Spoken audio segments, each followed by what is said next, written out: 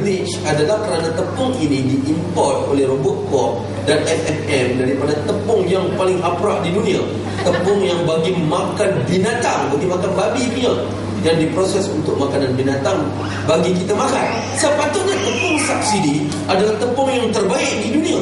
Tak untung tak apa, government bagi subsidi, bagi untung, bayar balik dengan subsidi. Ini tidak. Tepung ini diambil daripada tepung yang paling rendah kualitinya di dunia, di bleach. Kenapa di bleach? Kerana tepung ini tak ada kotor sangat. Bila kotor terpaksa dicuci bersih menggunakan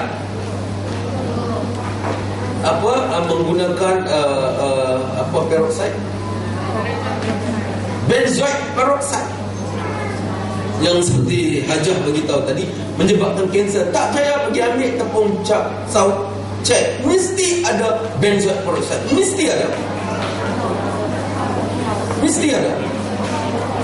Dan kita ambil DNA tepung cap saut ni, kita pergi cek, ada DNA babi, confirm ada. 4-5 sampling kita buat, ada. Kita ingat ini benda ni sabutan ke apa, punya ada. Jadi persoalannya, kenapa kita kena guna ini, sedangkan unbleached tepung unbleached dijual dengan harga yang sama dengan harga bleaching. Why we have to use bleached tepung, sedangkan harga unbleached tepung tanpa subsidi pun harga dia sama? So belilah tepung Faiza. Kenapa Faiza tak jual tepung unbleached? Kenapa dia jual tepung unbleached? Tepung yang tidak dicuci, kerana dia memiliki kesedaran tinggi. Kerana mak bapak dia ajar agama pada kita. Betul. Kerana dia menanggung, itu company dia. If I say tanggung halal, I boleh tanggung. If I say tanggung, I really tanggung. Tanggung dunia akhirat. That's it. So kalau kita tidak menyokong mereka ini, kita membeli kepada yang lain yang menanggung-nanggung, siapa yang nak tanggung? Kalau berlaku kontaminasi, berlaku begitu. Dan itulah senario-senario yang sedang berlaku. So semenjak kita push for Islamic standard, alhamdulillah akhirnya wujudlah MS 1500 bersama Jakim, Sirin dan sebagainya, wujud standard ini. Kita rasa lega sangat. Pun begitu, dia masih voluntary. Nak ambil pakai logo, pakai tak apa. Tidak ada sesiapa yang boleh paksa sesiapa untuk mengambil logo halal kecuali pengguna. So pengguna kalau masuk ke restoran terutama, dan kalau kita tengok restoran itu tidak ada logo halal Malaysia, berhati-hatilah.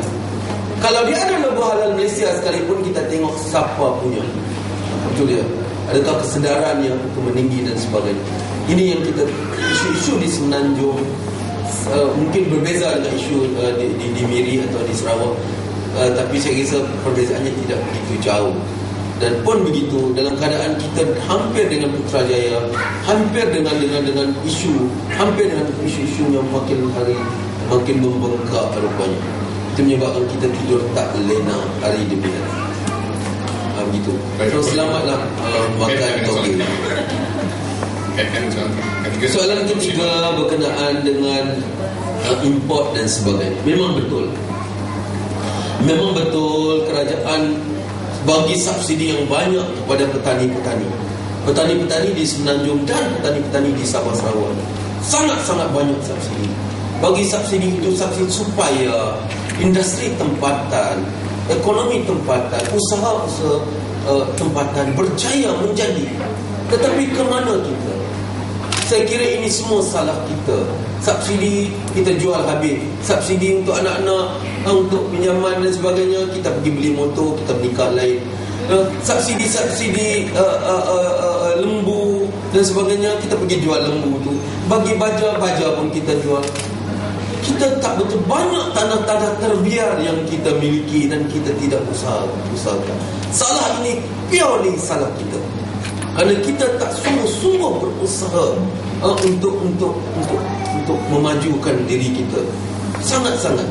Kerajaan dah bagi bantuan, segala-gala bantuan yang kita nak. Dengan pinjaman itu, ada pinjaman yang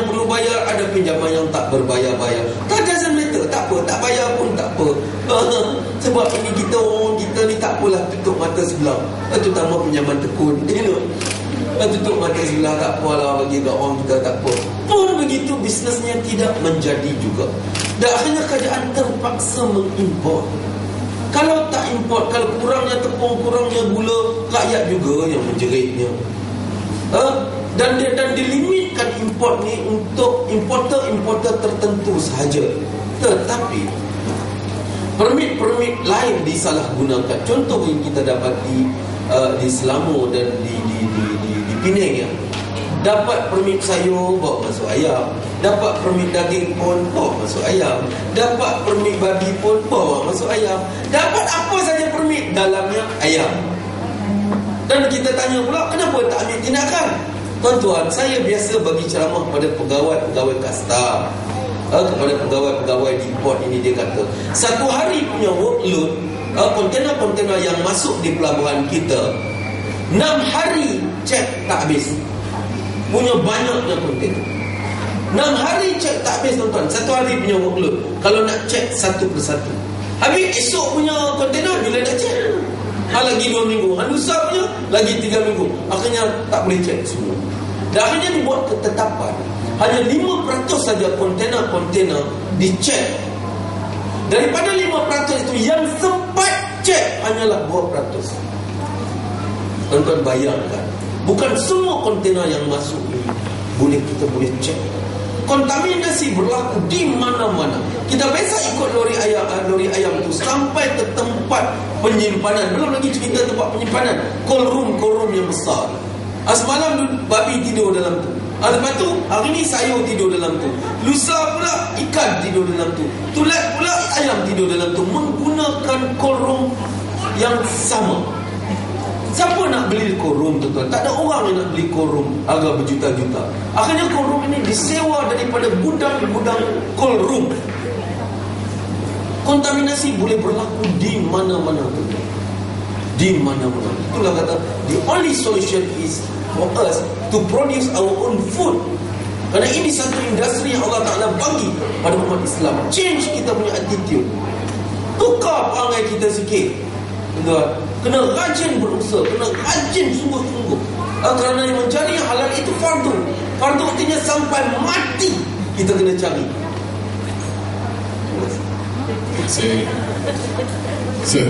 Satu penerahan dan juga pengungsian begitu semangat daripada Dr. kita ya. Sudah tentu sambutannya lebih hebat lagi lepas ni. Boleh tak? Ya, sambutan daripada peserta-peserta semua. Dan banyak benda yang kita nak tanya ni. Ya. Baik, saya sebenarnya makin seronok ni kalau peserta-peserta semua banyak soalan. Ada tak soalan lagi? Ada. Jangan aja tu. Sila.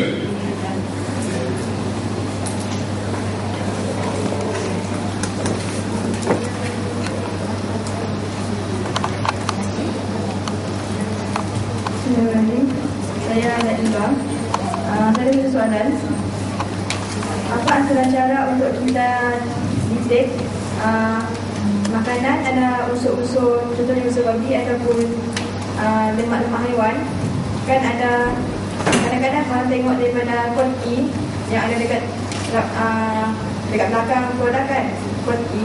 Jadi tapi ada yang kata koti itu bukan tandanya ada unsur babi.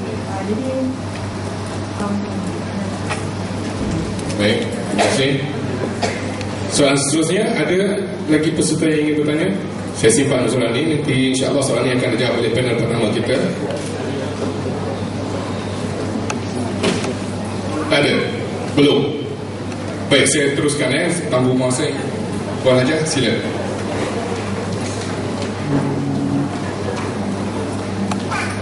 Bismillahirrahmanirrahim. Berkenaan dengan penggunaan kodi itu, dia ada dua persoalan berkenaan dengan kodi ini. Ada yang mengatakan kodi itu yang menunjukkan dia mempunyai babi. Ada yang kata kodi tak ada babi. Tapi sebenarnya kodi itu, pahami betul sebenarnya, kodi adalah kod yang digunakan untuk produk ataupun bahan aditif dalam makanan. Dan ada di antara kodi yang mengandungi babi. Bukan sahaja babi ya, kalau terlihat ya, ada juga Qur'i itu yang haram dimakan ataupun digunakan. Sebab mungkin produk tersebut diambil daripada haiwan yang halal, tapi oleh kerana ia tidak disembelih mengikut hukum syarak, maka status tersebut jatuh kepada yang haram kan. Jadi ini yang nak lihat sama ada kod tersebut itu halal ataupun tidak. Memang sukarlah untuk kita mengatakan sebagai contoh E471, nombor yang paling saya selalu dengar dan di soal orang, itu kod yang merupakan untuk emulsifier. Emulsifier itu sebenarnya bahan yang digunakan untuk binding fat dengan air. Jadi kalau lihat tu emulsifier ni, dia banyaknya sumbernya daripada haiwan dan tak semestinya daripada babi, tetapi kebanyakannya diambil daripada babi. Kebanyakannya diambil dari babi sebab ia mudah dan murah. Sebab kalau industri makanan, sebagai seorang peniaga, takkan ambil yang mahal untuk dijual. Sebab kalau dah mahal, kos tu lagi harga naik. Kalau harga naik, orang takkan beli. So kena ambil kos tu, kena kurangkan supaya dapat banyak profit kan. Jadi ini adalah salah satu info yang perlu dipahami berkaitan dengan Qur'i. Sebenarnya saya ini nak tambah sikit juga lah berkenaan dengan apa yang Dr. Ikram beritahu tadi berkenaan dengan sumber-sumber yang daripada custom tu. Sebab isu ni ada kait sikit di Miri ni. Kita akui sebab banyak produk import yang diambil. Dan kalau lihat senario di Sarawak ni, import daging sangatlah hebat. Sebab daging yang masuk Sarawak yang dibenarkan hanyalah daripada New Zealand dan Australia. Kadang-kadang Brazil boleh masuk, kadang-kadang tak boleh masuk.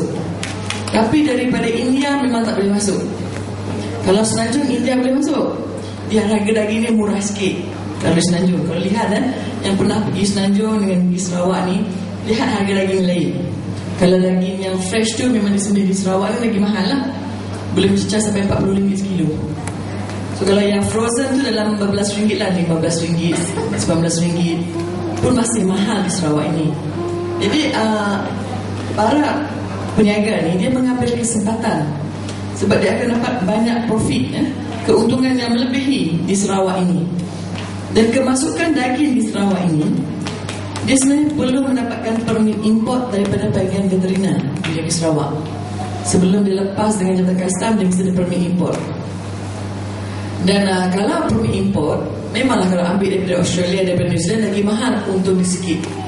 So dia ada dua cawangan, macam yang pihak custom cakap tadi lah, dapat permit sayur pun masuk ayam. Macam tu juga kes, masa dapat permit, ada yang apa saja boleh masuk, tapi dalam tu lain. Dan yang senario yang baru kita lihat dalam tahun lepas dan tahun ni, dia guna lain lagi kaedah dia. Dia menggunakan menjadikan Sarawak ni sebagai entrepot. Entrepot tu maksudnya dia singgah je. Kontainer tu singgah sebelum dia nak dihantarkan ke Brunei. Dia menggunakan permit tu, jadi dia tak perlu pergi ke bahagian veterina. Jadi ambil lah daging tu daripada Chili lah, daripada mana lagi dia? Argentina dan bahagian-bahagian yang macam tendon lah semua tu. Jadi kita lihat benda tu dia tapi dia bungkuskan, dia buka pembungkusan tu, dia kilang dia kat sini, dia tukar baru dia hantar. Tapi tak semua dia hantar ke Brunei. Maksudnya ada yang dimasukkan di dalam Sarawak ni. Syarikat itu pun pernah mempunyai sejarah kita, dan kita pun telah menarikkan sejarah halalnya.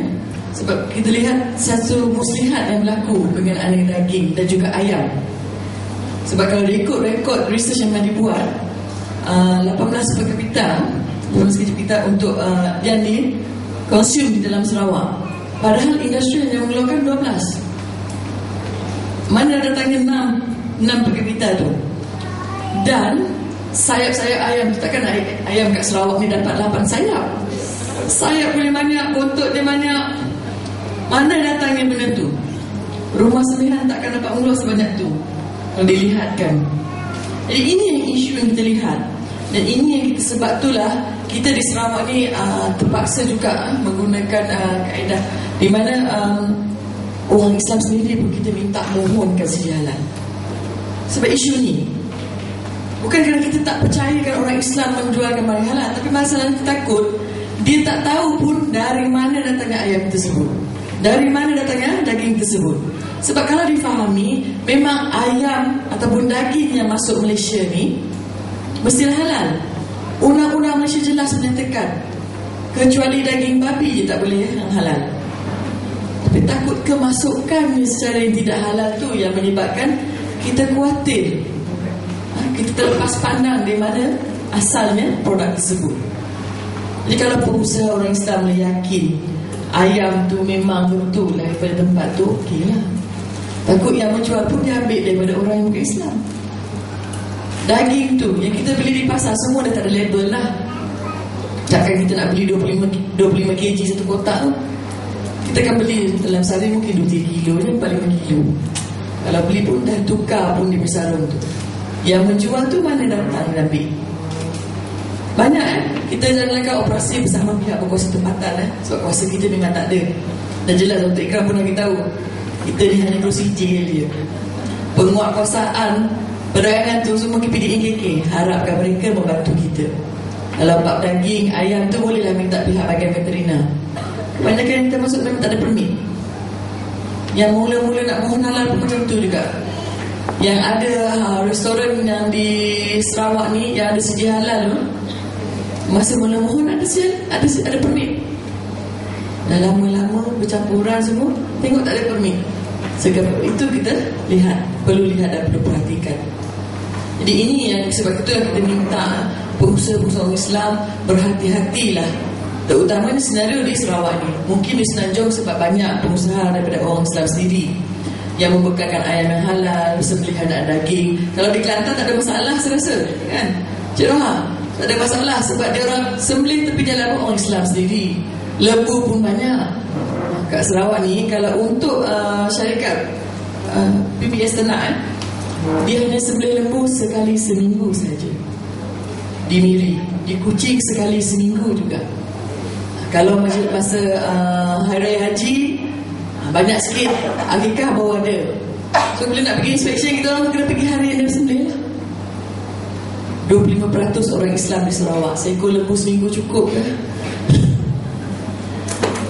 Jadi itu yang kita lihat senario tersebut. Itu pun lembu yang RM40 sekilo. Kita beli ke RM40 sekilo punya daging. Ayam tu ada kita pasti. Sebab kalau kita lihat ayam yang fresh, ayam yang segar tu memang daripada rumah sembelihan. Tapi selalu ni yang kepak ayam, yang buntut tu semua dia dah sejuk beku dah, frozen. So kita tak berani nak cakap dari mana datang kepak ayam tu.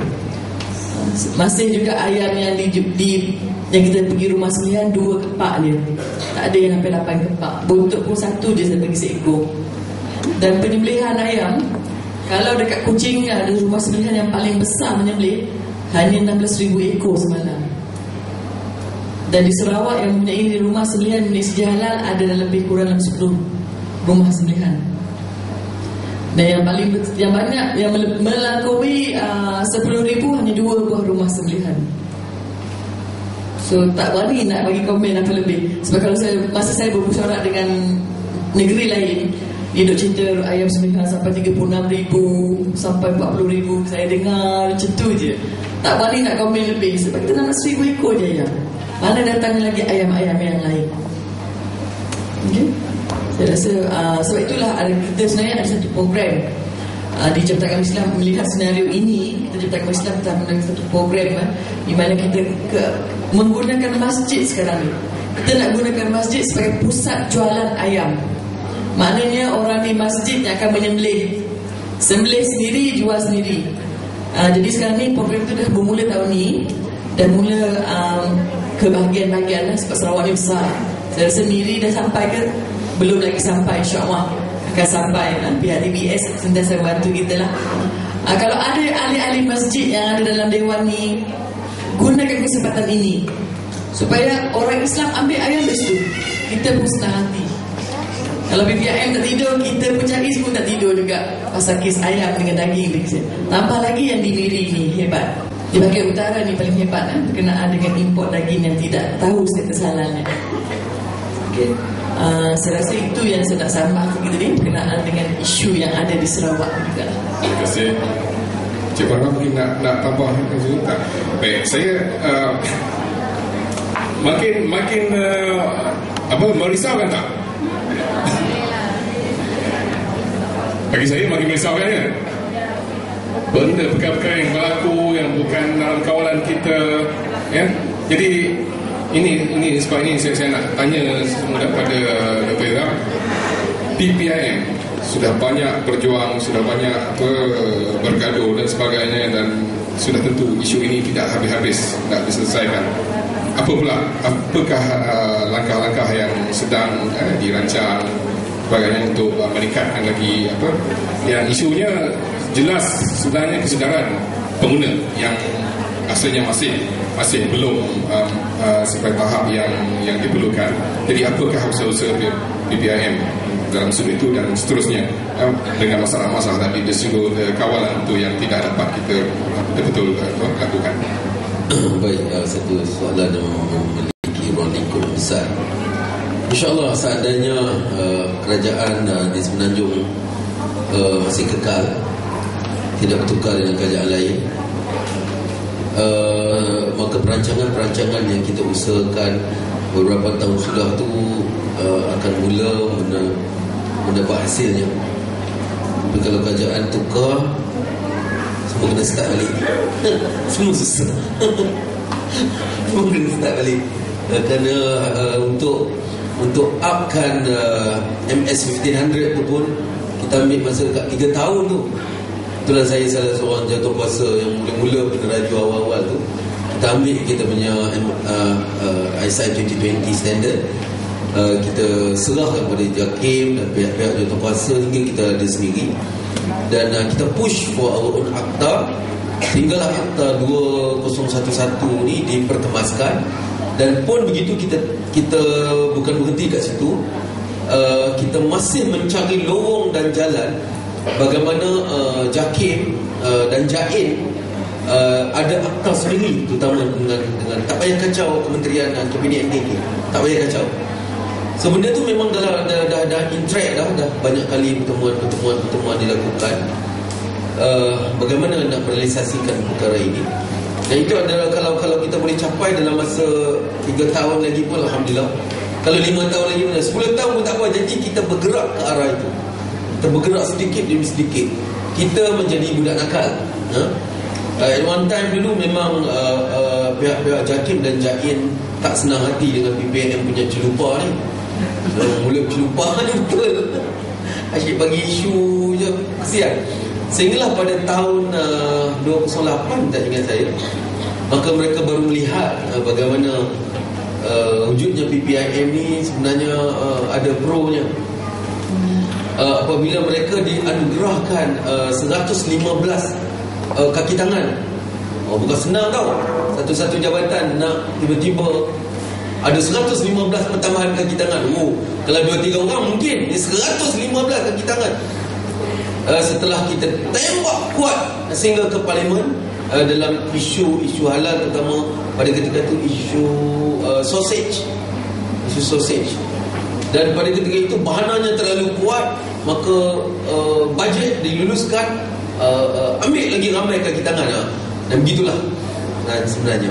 Hinggakan kini, kalau seandainya ada jabatan-jabatan kerajaan yang minta penuntukan, minta itu tak dapat, tak apa, PPIM lah yang menjadi tempat nak buat isu ni, supaya kerajaan menambahkan kaki tangan, menambah kita macam menjadi golongan pendesak kepada pihak berkuasa.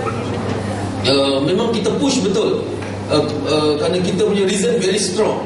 Reason kita very strong dengan fakta-fakta yang kita ada, dan data-data yang kita dapat bukan daripada PPIM saja. Kita berkongsi data, berkongsi maklumat, berkongsi teknikal kita dengan CAP yang kita tak otai di dalam industri kepenggunaan ni, bukan Persatuan Pengguna Islam Malaysia saja, dan dia adalah yang lebih dulu adalah Consumer Association of Penang, CAP, kawan-kawan, dan sahabat-sahabat daripada FOMCA. Apa isu-isu kadang-kadang dia melihat kita champion, dia pas pada kita dengan fakta-fakta dan sebagainya, dia buat briefing pada kita betul-betul baru kita upkan isu ni, kita tembak habis-habisan untuk kita mendapat satu solusi, mendapat satu penyelesaian. Dan semenjak kebelakangan ini, apabila kerajaan melihat isu-isu yang kita ketengah itu memang relevan, maka kita mula diterima dalam masyarakat terutama dan juga di kerajaan. Dan pun begitu, ada kementerian-kementerian, jabatan-jabatan yang masih tidak senang lagi dengan kita, terutama yang berkaitan dengan international trade, perdagangan antarabangsa. Walaupun menteri itu sahabat baik kita, sangat-sangat baik dengan kita, pada peringkat awalnya sehingga sekarang. Contoh isu, kita nak push isu ni, tuan-tuan, orang-orang bising, kenapa nak dapat luaran ni lambat. Bagi kita, biar lambat asalkan selamat. Biar tak makan dari termakan. Betul tak? Kalau dah termakan kan, siapa nak jawab, siapa nak menanggung? Amal ibadah kita jadi macam mana? Biar tak makan daripada termakan. Jadi kalau orang komplain lambat ke, mahal ke, so what? Jadi kita memang menyokong pegawai ni. Lambat tak jadi masalah. Yang kita jadi masalah cepat. Yang kau cek betul ke, kau cek tak betul ke ni? Kenapa cepat sangat dia dapat? Itu isu yang kita selalu. Kerana bagi kita impossible begitu cepat sijil halal boleh didapati. Nak pergi ceknya, nak pergi itunya, terutama produk-produk keluaran tempatan yang mana menggunakan ingredients import. Satu penyakit besar. Dan ingredient itu berada di negeri-negeri atau negara-negara yang mana NGO atau badan-badan yang pengurusan halal di sana, kita tak begitu nak yakin. Ada yang dulu kita iktiraf, yakin pun iktiraf, tapi bila cek tengok ada 2 orang staff dia nak jaga satu Amerika. Macam mana 2 orang staff nak jaga satu Amerika? Ini semua atau orang paling bohong, kata dia. Bohong ni semua. Dan bagaimana kita amat-amat meragukan, bagaimana kita mula-mula kita pergi sijil halal penyembelihan kepada syarikat-syarikat, lepas tu kita tarik balik, kena terpaksa tarik. Kerana lembu-lembu ini, tuan-tuan, sangat-sangat dikasari dengan sebegitu sampai di bawah paras kemanusiaan kita mengasari binatang seperti lembu. Dan bila kita di Semenanjung, bila dicakap daripada India, kita bukan lembu daripada India. Di India tak sembelih lembu, tuan-tuan. Di Semenanjung yang dimakan daging-daging itu adalah daging kerbau. So consumer perlu tahu yang dia makan itu daging kerbau.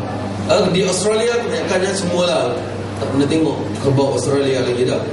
Yang ada lembu-lembu Australia begitu. Pun begitu, kadang-kadang dapat, kadang-kadang tarik, kadang dapat, kadang tarik, berdasarkan kepada status semasa rumah penyembelihan itu. Dan BPM pergi sampai ke pusat penyembelihan di India, duduk berhari-hari, berkampung sungguh-sungguh. Sampai kita pergi ke Australia, kita pergi pula sampai ke mana baru ni? Kita pergi ke Jerman, kita pergi sampai ke Korea, melihat Winter Sonata, dan juga pergi ke Jepun, dan sempatlah berjumpa dengan K-pop dan sebagainya. Betul-betul atas expense sendiri. Lu bayangkan, we are just a very small NGO. Kita ni macam cili, tak besar mana tapi pedas. Itu kerana nak memastikan ianya. Sebelum orang nak tanya kita halal ke, boleh ke tak boleh, kita pun jam. Kebanyakan informasi kita dapat daripada pihak JAKIM, pihak JAIN sendiri, dan juga Jabatan Agama Islam Negeri sendiri. Ni macam mana ni, boleh makan ke tak boleh makan. Baru-baru ni kita ditabur dengan begitu hebat, iaitu burger Ramli. Ya tak? Boleh makan tak boleh makan, kita pun pening kepala. Kalau lingkupnya burger Ramli ni, habislah burger kita. Mana ada lagi orang kita keluar burger macam dunia besar. Ramli dengan Azmi ada 2. Kalau Ramli pun kita terpaksa, some issue kita terpaksa telan, kita terpaksa pergi pusing kepala token Kau dapat kerja, buat kerja bagi betul-betul. Kau jangan kita tembak kan.